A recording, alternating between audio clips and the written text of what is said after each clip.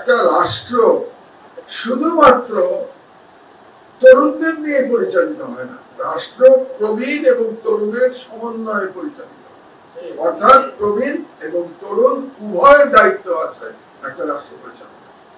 আমি আগে একটু তরুণ প্রবীণদের দায়িত্বের কথা বলে আমি তরুণদের আলোচনায় আসবো। প্রবীণদের দায়িত্বটা কি? প্রবীণদের দায়িত্ব হচ্ছে নিজেদেরকে রোল মডেলে পরিণত করা। এই রোল মডেলকে যেন তরুণেরা ফলো করতে পারে। বাংলাদেশের প্রবীণদের আমাদের দুর্ভাগ্য হলো যে আমরা নিজেদেরকে রোল মডেলে পরিণত করতে ব্যর্থ হয়েছে, আমরা রোল মডেল হতে পারি নাই। বাংলাদেশে আমি যদি আজকে দুর্নীতির কথা বলি, বাংলাদেশে যদি মাদকের কথা বললেন কিংবা অন্যান্য সমস্যার কথা আমরা যদি বলি, তাহলে এটার প্রধান কারণ তো প্রবীণদের ব্যর্থতা, আমাদের ব্যর্থতা। আমরা পারি নাই স্বাধীনতার 54 বছরেও বাংলাদেশে একটি শোষণ মুক্ত, বৈষম্য মুক্ত একটা রাষ্ট্র প্রতিষ্ঠা। তো কাজেই আমাদের দায়িত্ব হচ্ছে তরুণদের গাইড করা, কিন্তু গাইড করবার আগে আছে নিজেদেরকে আগে আমাদের সূত্রে নিতে হবে। আমরা যেন মানে কি বলবো, উইথ কারেজ আমরা যেন তরুণদের চোখের দিকে তাকিয়ে কথা বলতে পারি। বাংলাদেশের কজন ক্ষমতাবান ব্যক্তি সত্যিকার অর্থে চোখের দিকে তাকিয়ে কথা বলতে পারে? কারণ ক্ষমতাবান ব্যক্তিদের প্রচন্ড রকম বিভিন্ন কারণে দুর্বলতা আছে। এই দুর্বলতার জন্য তারা এই রোল মডেলের পরিণত হতে পারে না।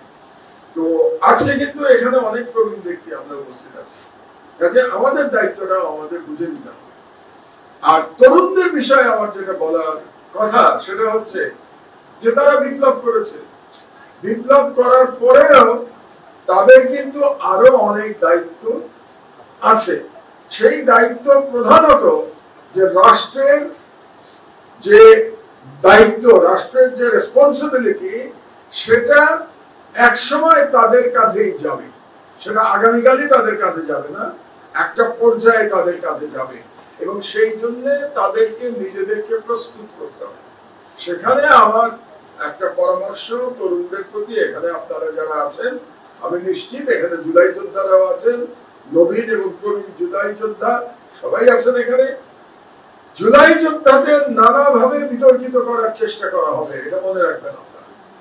কারণ এই যে বিপ্লব আমরা করলাম, এই বিপ্লবকে নস্যাৎ করতে হলে প্রথমেই এই বিপ্লবকে প্রশ্নবিদ্ধ করতে হবে, এবং প্রশ্নবিদ্ধ করা যাবে তখনই যখন যোদ্ধারা, তার প্রবীণই হোক কিংবা নবীনই হোক, তাদের ক্যারেক্টার অ্যাসাসিনেশন করা সম্ভব হবে। দুর্ভাগ্যবশত আমরা দেখতে পাচ্ছি যে এই ক্যারেক্টার অ্যাসাসিনেশন কিন্তু এখন চলছে, এবং ক্যারেক্টার অ্যাসাসিনেশন চলার প্রধান কিছু কারণ আছে যে আমাদের মধ্যেও হয়তো আমরা ভুলভ্রান্তি করছি। তো তাহলে যে জাতি আনাসের মতো একজন যুবকতা হয় নাই, কিশোর অতিক্রান্ত একজন আনাস জন্ম দিতে পারে, সেই জাতির আমি মনে করি না ভয় করার খুব একটা কারণ আছে। অবশ্যই বাংলাদেশের যে বিপ্লব, সেই বিপ্লবের ভ্যানগার্ড ছিল তরুণেরা, এটা নিয়ে কোনো বিতর্কের অবকাশ নাই। যারা বিতর্ক করবার চেষ্টা করছেন তারা ইতিহাস অস্বীকার করছেন। ইতিহাস অস্বীকার করলে তারাই ইতিহাসের রাস্তা জুড়ে পতিত হবে, ইতিহাসকে অস্বীকার করা যায় না। এবং এই তরুণেরাই, আপনারা তো জানেন 2024 সালে টাইম ম্যাগাজিনে মানে কান্ট্রি অফ দ্য ইয়ার হয়েছে কিন্তু বাংলাদেশ, এবং Bangladesh country of the year হয়েছে এই কারণে যে বাংলাদেশের তরুণেরা, নিরস্ত্র তরুণেরা, তারা কোনো ভায়োলেন্ট পদ্ধতিতে বিপ্লব করে নাই, তারা শান্তিপূর্ণ পদ্ধতিতে বিপ্লব করেছে রাষ্ট্রীয় সন্ত্রাসের বিরুদ্ধে, এবং আরেকটি বিদেশি শক্তির, বিশাল শক্তিধর রাষ্ট্রের বিরুদ্ধে তারা লড়াই করেছে, লড়াই করে তারা জয়লাভ করেছে এই তরুণেরা। এই জন্যই সারা পৃথিবীতে বাংলাদেশের যে জুলাই বিপ্লব, এটা একটা বিপ্লবের আইকনে পরিণত হয়েছে। আমরা এতদিন আমাদের বক্তব্যে 2024-এর আগে বিপ্লবের কথা বলতে গিয়ে আমরা ফ্রেঞ্চ রেভলিউশনের কথা বলতাম, আমরা ইরানিয়ান রেভলিউশনের কথা বলতাম, এই আমাদের তরুণেরা পুরো ন্যারেটিভ বদলে দিয়েছে। আজকে সারা পৃথিবী বাংলাদেশ রেভলিউশনের কথা বলে। ফ্রেঞ্চ রেভলিউশন ইরানিয়ান রেভলিউশনকে ছাপিয়ে বাংলাদেশ রেভলিউশন এখন পৃথিবীর রেভলিউশনের নতুন বেঞ্চমার্কে পরিণত হয়েছে। এই ধরনের একটা রেভলিউশনের চেষ্টা আপনাদের নিশ্চয়ই মনে আছে যে বছর 10 আগে আরবে করার চেষ্টা করা হয়েছিল। আরব বসন্ত, যার সৃষ্টি হয়েছিল, তৈরি হয়েছিল টিউনিশিয়া থেকে এবং তারপরে সেটা ছড়িয়ে গিয়েছিল। আমি আপনাদেরকে বলি, আমি কিন্তু হতাশ নই, এবং হতাশ না হওয়ার একটা কারণ হচ্ছে গতকাল আমি ঢাকার বাইরে ছিলাম। ঢাকার বাইরে একটা বিশ্ববিদ্যালয়ে একটা অনুষ্ঠানে আমি গেছিলাম, খুলনাতে, খুলনা বিশ্ববিদ্যালয়, এবং সেখানে আমি সারাদিন কাটিয়েছি যুবক তরুণ তরুণীদের সাথে, ছাত্রছাত্রীদের সাথে। আমি তাদের মধ্যে যে দেশপ্রেম এবং যে সাহস দেখতে পেয়েছি, এবং ওই দেশপ্রেম এবং ওই সাহস দেখে আমি নিজে অনুপ্রাণিত হয়েছি, এবং আমার মনে হয়েছে যে ইনশাআল্লাহ কোন অভ্যন্তরীণ কিংবা কোন বহিঃশক্তি বাংলাদেশকে আর কখনো পদানত করতে পারবে না। কারণ যে যাই বলুক না কেন, যারাই মাস্টার মাইন্ড সাজার চেষ্টা করুক, আমাদের মহান জুলাই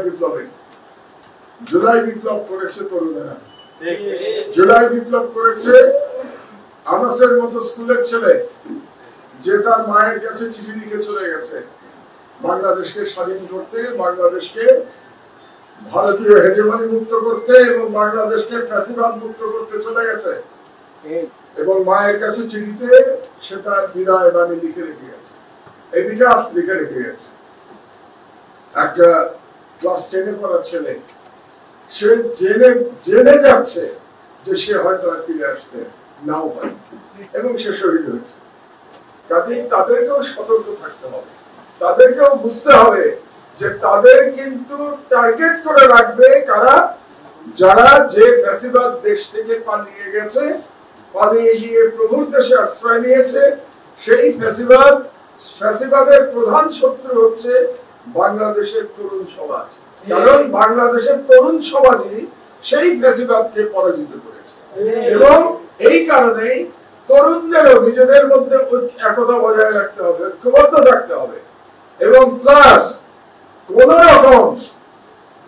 রকম লোভ লালসার কাছে আত্মসমর্পণ করা যাবে না। তাদেরকে এই বিষয়ে খুব সতর্ক থাকতে হবে।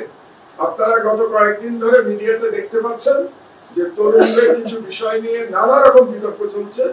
এই বিতর্ক তৈরির পেছনেও কিন্তু হয়তো বা ষড়যন্ত্রকারীরা আছে, তারা নানাভাবে বিপদগামী করার চেষ্টা করবে। এটা যেন আমরা কেউ বিপদগামী না হই। এবং সর্বশেষ আমি যেটা বলতে চাচ্ছি যে বাংলাদেশের তরুণদের প্রতি আমার অগাধ আস্থা আছে। তারা, আপনারা চিন্তা করে দেখুন, প্রায় 16 বছর ধরে এই তরুণদের ব্রেন ওয়াশ করার চেষ্টা করা হয়েছে ব্যক্তি পূজার মাধ্যমে। 16 বছর ধরে বাংলাদেশে ব্যক্তি পূজা করা হয়েছে, 16 বছর ধরে বাংলাদেশে ইতিহাস বিকৃতি করা হয়েছে, 16 বছর ধরে বাংলাদেশকে একটি উপনিবেশে পরিণত করবার জন্য ন্যারেটিভ তৈরি করা হয়েছে। 16 বছর ধরে তাদের বইপত্র চেঞ্জ করা হয়েছে, তাদের বইয়ের ইতিহাস পরিবর্তন করা হয়েছে, তাদের কালচার চেঞ্জ করবার চেষ্টা করা হয়েছে। বাংলাদেশের মেজরিটি 90% বাঙালি মুসলমানের সংস্কৃতি নষ্ট করবার চেষ্টা করা হয়েছে 16 বছর ধরে। কিন্তু কি অবাক কাণ্ড দেখুন, এই 16 বছরে এত অপচেষ্টা সত্ত্বেও বাংলাদেশের তরুণ রিভল্ট করেছে। তাদের যেটাকে বলে ব্রেন ওয়াশ করা সম্ভব হয় নাই। কাজেই যে তরুণরা এত বড় বিপদের মধ্যে মাথা সোজা করে দাঁড়িয়ে রাখতে পেরেছে এবং লড়াই করতে পেরেছে, তারা ইনশাআল্লাহ পরাজিত হবে না। আমি এই ব্যাপারে খুবই আশাবাদী, এবং সেই আশাবাদ আমার আরো বেড়েছে। আমি যেটা বললাম, আমি প্রায় বিভিন্ন ইউনিভার্সিটির বিভিন্ন অনুষ্ঠানে যাই। আমি ডক্টর রবের ইউনিভার্সিটিতেও গেছি। আমি সাধারণত ইউনিভার্সিটির দাওয়াতগুলো নেই, কারণ আমি তরুণদের জানতে চাই, তাদের আশা আকাঙ্ক্ষা সম্পর্কে আমি জানতে চাই। কাজে আমি খুবই আশাবাদী হয়েছি বাংলাদেশের এখনকার তরুণ, তাদের সাহস, তাদের লেখাপড়া আমাকে এই বয়সে অনুপ্রাণিত করে। তো শুধু এটুকুই তাদের প্রতি আমার উপদেশ, পরামর্শ, ধরেন না কেন এটা থাকবে যে তাদেরকে কিন্তু নীতিভ্রষ্ট করবার জন্য চেষ্টা করা হবে, এটা তাদেরকে মাথায় রাখতে হবে। দুর্ভাগ্যবশত আরব রেভলিউশন সফল হয়, সেখানেও তরুণেরাই কিন্তু লিড দিয়েছিল। আপনাদের দেশে মনে আছে যে তিউনিসিয়ায় যে বিপ্লব হয়েছিল, সেই বিপ্লবে যে জীবন দিয়েছিল সে একজন তরুণ শ্রমজীবী মানুষ ছিল। তিনি একজন ফল বিক্রেতা ছিলেন, তিনি নিজের গায়ে আগুন দিয়ে আত্মাহুতি দিলেন এবং তার জন্য বিপ্লব হয়ে গেল। আর বাংলাদেশের যারা লড়াই করেছে, যারা বিপ্লবের ভ্যানগার্ড ছিল, তারাও তরুণ ছিল। প্রধানত এটা শুরু হয়েছে ছাত্রদের দিয়ে, কিন্তু তারপরে সমাজের সর্বস্তরের মানুষ এই বিপ্লবে অংশ নিয়েছে এবং এই বিপ্লবে আমাদের না বলার কোনো সুযোগ নাই। এত তাড়াতাড়ি তো আমরা ইতিহাস ভুলে যেতে পারি না। এই বিপ্লবে অবশ্যই তরুণদের অবদান সর্বোচ্চ ছিল, এটা নিয়ে যেন আমরা বিতর্ক সৃষ্টি। এটা বলার পরে আরেকটা জিনিস বলা প্রয়োজন, কিন্তু